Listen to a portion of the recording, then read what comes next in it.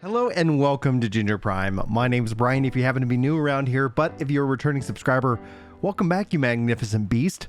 You're looking mighty good today, and that's what you get for subscribing, by the way. Free compliments at the start of these videos. Now, what I'm going to do in today's video is actually do a dive into my thoughts and first impressions about Diablo Immortal. Talk about, is it worth it? We'll touch on the free-to-play, pay-to-win mechanics. I covered this kind of more detail as a guide just the other day. But before I do, I actually want to dive in on this video, kind of talk about a little bit about the Steam Deck with Diablo Immortal. I actually have it running, but if I actually click on the screen and try to log into my character, currently the game crashes. So I just kind of wanted to touch on that also at the first part of this video. I still am troubleshooting. I did get New World and so many of the other games to actually run on the Steam Deck, and a lot of the community has been just amazing, especially over at protondb.com, also to Eorzean Archives for various assistances when it comes to learning Linux, SteamOS, and more. So I'm going to tag Eorzean, I don't know why I'm tripping over that word, Archives in this video if you guys aren't following them for their Final Fantasy lore. I highly recommend and encourage you to do so. But the rest of this video, I kind of want to talk about, obviously, my first impressions. Is Diablo Immortal worth it? And the idea of worth, just to kind of define it for you guys from my perspective, is usually $1 per hour. But Diablo Immortal being a free-to-play game, it's going to obviously lean into that pay-to-win aspect and that concern I have as a parent, going into it. Would I let my kids play a free-to-play, pay-to-win game? Absolutely not. However, as an adult who has full control over kind of my spending habits, I have no issue with Diablo Immortal as a game as it exists, because guess what? I'm just not going to spend money on it. Now, I'll let you know if that changes in future videos. I've only been able to play up to level 12.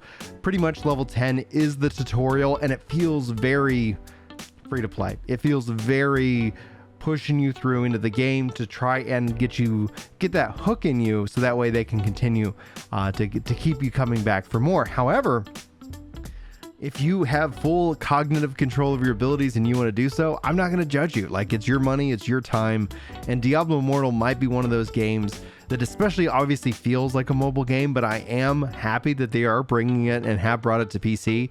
But I do want to talk to you guys about the issues with controller. It is just not ready as a controller player. Playing on keyboard and mouse feels actually really good. Like, honestly, it feels way better than holding a phone and touching the screen. I don't know why that is the issues that I have. I don't know why that I just get frustrated at a mobile game where even the fact that it's on PC actually really takes away any of that sting and that burden that I have with it.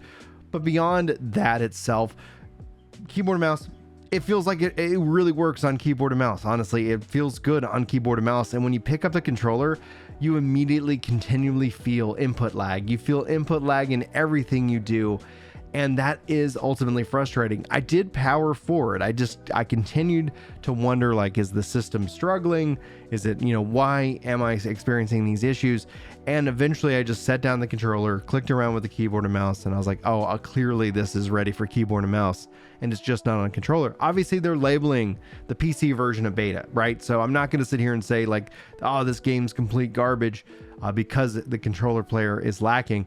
But hopefully they'll continue to update it. And if they do, I'll be sure to make sure I do an updated video for you guys talking about it. Now, you have to complete the tutorial, which I felt really kind of frustrated by, before they let you change any keybinds. And I guess that's because it's so hard-coded into the game as you unlock the skills, so they don't want to necessarily throw that off. And personally speaking, that was a little bit frustrating. But finally, once you finish the tutorial and you can go and customize your controller setup, it felt way more comfortable. Like, the default settings just didn't resonate with me as much. I don't know why. I can't speak to why the default was frustrating, because I only made it a handful of changes, but maybe that's just because I want to be able to attack using kind of the stick. The trigger, and having that trigger pull ends up just kind of feeling way more natural when it comes to my abilities, way more comfortable than holding down B and then trying to do other things, because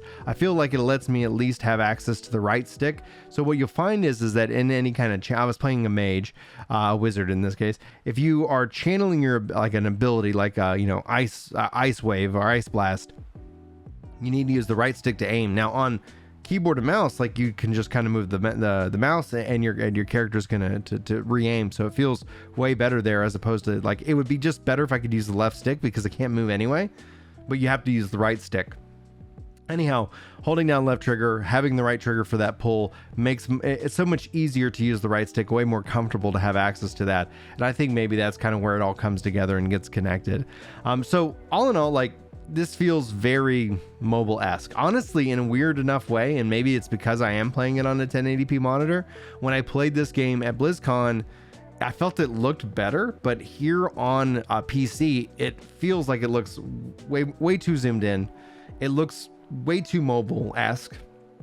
And again, not faulting it, like, if that's what you're looking for in especially a mobile game, more power to you. And so this also kind of has me hopeful more in an interesting way. I've seen people worried about Diablo 4, but having played Diablo 4, I don't think they're going to change that. I think they know the core audience of what Diablo 4 is and what they want. And so we're not going to see massive changes when it comes to that game. So shifting back into just like the visuals, the overall gameplay, it does feel like Diablo. And I think that's one of the things when they announced this, I was like, it's important that Diablo has representation in the mobile world, because there's a lot more mobile gamers out there. All right, so let's shift a little bit from the graphics and kind of focus in on the idea of worth in this case. Like I said, dollar per hour of joy tends to be what I look at, but this is a free-to-play game, and so there really isn't a disincentive if you have control over your spending habits. And what I mean by that is that you're an adult, personal responsibility is something that I definitely champion that aspect. So if you don't have any problems with, not spending money or spending a little bit of money, just know that what you're getting into, right? Because overall, if you're looking for a Diablo experience to kind of like fill in the gap between whatever you're playing, or maybe you want that mobile experience to be able to kind of grind it out while you're waiting in line to get your oil changed. I don't know what you're doing today, but thanks for watching this video and listening to this video. But beyond that simple aspect, if you are somebody who ends up wailing hard, and you're worried about that, this is a game that is designed to kind of pull that money out of you. This is a game that is designed to kind of grab that, and they wouldn't do these kind of models if they weren't successful in that. So if you struggle with these kind of mechanics, and note that some countries have this game banned, you're not going to be able to play it without a VPN. If you're somebody like who struggles with that, avoid these games. Like, absolutely avoid these games, because you might find yourself obviously like hurting for money, and you don't want to be sitting here kind of having that experience in that relationship. But if you've got self-control, I think this is going to be a game that can help fill in some gaps. Now, it'd be interesting to see how it evolves. Like I said about the controller aspect, it's definitely not ready.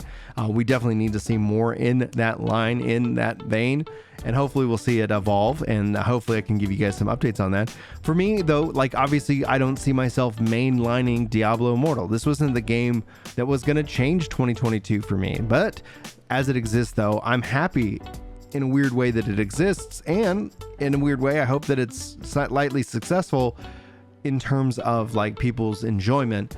In terms of monetization, like, that's where obviously this becomes a bigger and a weirder issue to see. Now, I've seen people like rage about monetization, especially from content creators and others, and then at the same time continue to support it and continue to whale it out. So I don't know if essentially that they kind of go that route because it plays well within the YouTube algorithm. I don't know if they go that route because at the end of the day, it's all about just kind of the games that you want to play. So I'm not going to judge you how you spend your money. That's not my job. That is not what I'm here to do when I create content. But I wanted to sit down and talk to you today about my controller experience and the fact that, like, as a free-to-play game, if you have personal control, you're gonna be fine. You're gonna jump into this game for however long. You'll have a good experience and more. Now, obviously, I'll continue to play this game. I'm gonna keep troubleshooting it to see if I can't get it to run on Steam Deck, and I'll keep you guys apprised of when I do. Note that I've got some Steam Deck guides coming here to this channel here for you soon, and help you get Final Fantasy 14 installed, New World installed, and so much more. So hopefully you guys look forward to those videos and more videos about Steam Deck in that case. Anyway, that's it for this video, guys. Thanks so much for your time, for watching, for listening. Sound off in the comments if you have any questions, if there's anything I can help clarify about this opinion. And if you have actually no issues whatsoever with the controller, let me know as well, because maybe I'm doing something wrong, and that's always a possibility. Anyway, guys, thanks again for your time. Hopefully you have a great day. Hopefully I'll see you in my next video, but until then, take care. Yeah. It's time to chill out. on the couch and read some comments. That's right. You know me when it comes to destiny. I'm off with the clan, and I'm glad you're feeling better. Oh yeah.